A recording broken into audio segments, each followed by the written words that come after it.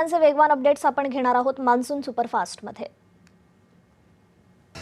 कल्याणमध्ये मुसळधार पावसामुळे भुयारी मार्ग पाण्याखाली गेला, ज्यामुळे कार विठ्ठलवाडी नाल्यात वाहून गेली। अग्निशमन दल आणि स्थानिकांनी चालकाला सुखरूप बाहेर काढले। उत्तर कोकणात मुसळधार पावसाचा अंदाज व्यक्त करण्यात आलाय। मुंबईला हवामान विभागाकडून येलो अलर्ट आहे। नाशिक जिल्ह्यातील पश्चिम पट्ट्यात होत असलेल्या पावसामुळे कळवण तालुक्यात परिस्थिती हाताबाहेर जाण्याची शक्यता आहे। धरणातून 6866 क्युसेक वेगाने पाणी गिरणा नदीपात्रात वाहू लागले। नाशिकमधील गिरणा नदीला पूर आल्याने सावकी विठेवाडी गावांना जोडणारा पूल पाण्याखाली गेलाय। गेल्या 15 दिवसात दुसऱ्यांदा पूल पाण्याखाली गेलाय, त्यामुळे मार्गावरील प्रवाशांना अन्य दुसऱ्या मार्गाने जाण्याची वेळ आली आहे। वैनगंगा नदीवरील धापेवाडा बॅरेजचे 17 दरवाजे उघडण्यात आले। 17 दरवाजांमधून 74,240 क्युसेकने पाण्याचा विसर्ग करण्यात आलाय।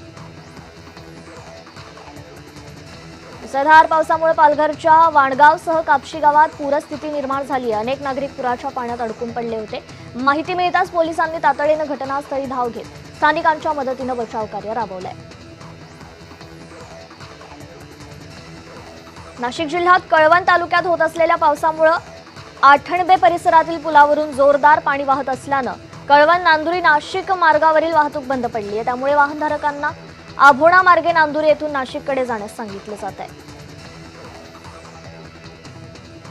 नाशिकच्या दिंडोरी तालुक्यात जोरदार पावसाने हजेरी लावली आहे। या पावसामुळे दिंडोरी मोहाडी पूल वाहून गेल्याने रस्ता बंद करण्यात आला असल्याचं सांगण्यात आलंय।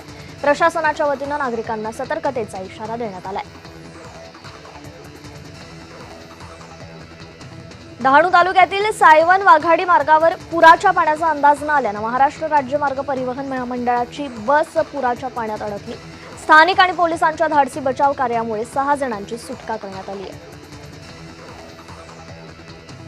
साताऱ्यातील बामणोली आणि तापोळा परिसरात समाधानकारक पावसानंतर भात लावणीच्या कामाला वेग आलाय। हिरवेगार डोंगर, धुक्याची चादर आणि पाण्याने भरलेल्या भात खचरांमुळे बामणोली तापोळा परिसराचं सौंदर्य अधिकच खुललंय। वसईच्या सनसिटी परिसरात कारचा ब्रेक निकामी झाल्याने कार थेट रस्त्यालगत 2 ते 3 फूट साचलेल्या पाण्यात गेली। पावसामुळे रस्त्याकडेला असलेल्या मोकळ्या जागेत पाणी साचल्याने कार पाण्यात गेली। सुदैवाने घटनेत कोणालाही दुखापत नाहीये। नाशिकमध्ये मुसळधार पडत असलेल्या पावसामुळे केळझर धरण ओव्हरफ्लो झालंय। केळझर धरण भरल्याने परिसरातील शेतकऱ्यांमध्ये आनंदाचं वातावरण आहे।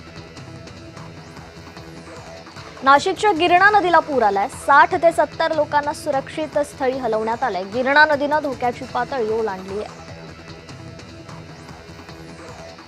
भंडारदरा धरण पाणलोट क्षेत्रात गेल्या 24 तासात पाणीसाठा 85% पोहोचलाय। पुढील 2 दिवसात पाण्याची आवक पाहता धरणातून विसर्ग सुरू होण्याची शक्यता आहे। पालघर जिल्ह्यातील मनोर विक्रमगड जव्हार मार्गावरील वाहतूक ठप्प झाली आहे। विक्रमगड पाचमाड इथे रस्ता पाण्याखाली गेल्याने वाहतूक बंद झाली आहे, तर डहाणू जव्हार नाशिक मार्ग देखील बंद आहे।